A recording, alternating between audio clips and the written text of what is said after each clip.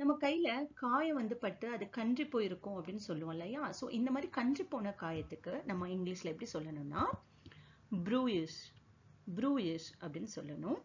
Next one, நம்ம வாயில வரக்கூடிய அந்த வாய்ப்புண்ணு அப்படிங்கிறத இங்கிலீஷ்ல சொல்றதுக்கு மவுத் அல்சர் மவுத் அல்சர்.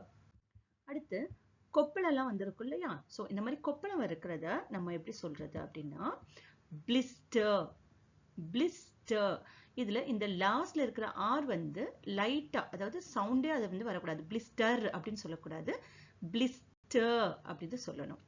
நெக்ஸ்ட், நம்ம வந்து கொசுக்கடி இந்த மாதிரி ஏதாவது பூச்சி கடிச்சிருச்சு அப்படின்னு சொல்லுவோம் இல்லையா? ஸோ இந்த மாதிரி பூச்சி கடிச்சு இருக்கிறத எப்படி சொல்லணும்னா ஸ்டிங் ஸ்டிங் அப்படின்னு சொல்லணும்.